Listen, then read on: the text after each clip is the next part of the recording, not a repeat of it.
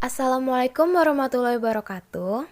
Halo teman-teman, kami dari kelompok 6 kelas 4B S1 Teknologi Kimia Industri pada video kali ini ingin menjelaskan tentang operational research. Menurut pendapat Mulyono, secara harfiah, kata operasional dapat didefinisikan sebagai tindakan-tindakan yang diterapkan pada beberapa masalah atau hipotesa. Sementara kata research adalah suatu proses yang terorganisasi dalam mencari kebenaran akan masalah atau hipotesa tadi. Sedangkan menurut definisi lain, riset operasi adalah penerapan metode-metode ilmiah terhadap masalah-masalah rumit yang muncul dalam pengarahan dan pengolahan dari suatu sistem besar manusia, mesin, bahan, dan uang dalam industri, bisnis, pemerintahan, dan pertahanan. Pendekatan ini bertujuan membentuk suatu model ilmiah dari sistem, penggabungan ukuran-ukuran faktor, seperti kesempatan dan risiko, untuk meramalkan dan membandingkan hasil-hasil dan beberapa keputusan, strategi, atau pengawasan. Bertujuan untuk membantu pengambilan keputusan membentuk kebijakan dan tindakan secara ilmiah. Berikutnya ada manfaat riset operasi. Yang pertama, merupakan alat untuk pengambilan keputusan dari berbagai sumber daya yang tersedia. Yang kedua, riset operasi berusaha menetapkan arah tindakan terbaik atau optimum dari sebuah masalah keputusan di bawah pembatasan sumber daya terbatas.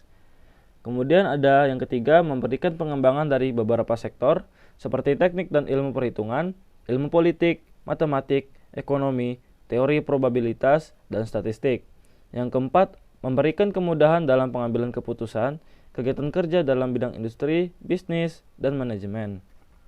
Berikutnya ada contoh penggunaan riset operasi di berbagai bidang.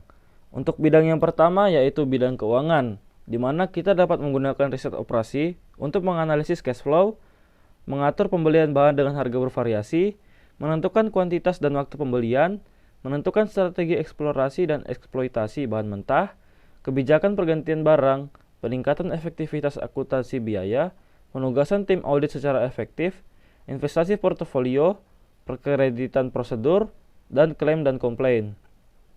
Yang kedua, ada bidang marketing, di mana kita dapat menggunakannya untuk memilih suatu produk, menentukan timing atau perlakuan terhadap kompetitor, lalu menentukan jumlah salesman, dan juga menentukan strategi untuk periklanan. Yang selanjutnya, ada bidang personel.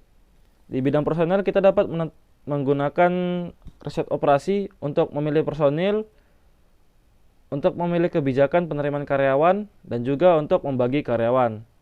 Sedangkan yang keempat ada distribusi. Di distribusi kita dapat menggunakannya sebagai pusat distribusi, menentukan mikrodistribusi maupun kebijakan distribusi, menentukan logistik dan sistem distribusi tersebut. Lalu kita juga dapat menentukan jumlah kelayakan kredit dan juga alokasi modal investasi dari berbagai alternatif. Lalu kita dapat juga menentukan lokasi dan ukuran gudang, pusat distribusi dan pengecer.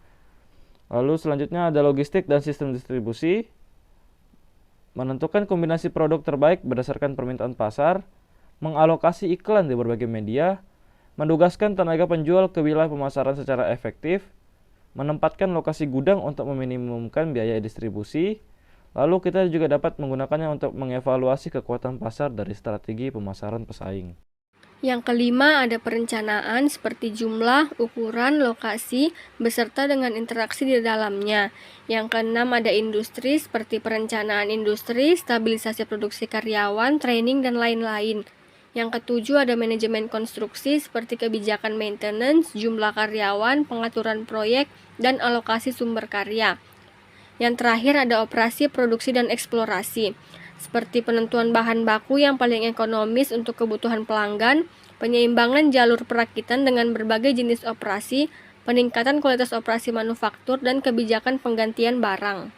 Selanjutnya ada metode riset operasi. Di sini ada 3 jenis metode riset operasi. Yang pertama ada metode analitis, memerlukan perwujudan model dengan solusi grafik atau perhitungan matematika, dan jenis matematik yang digunakan tergantung pada sifat model. Yang kedua ada metode numerik, berhubungan dengan perulangan dari prosedur-prosedur kesalahan melalui perhitungan numerik pada setiap tahap. Digunakan jika metode analitik gagal mencari solusi.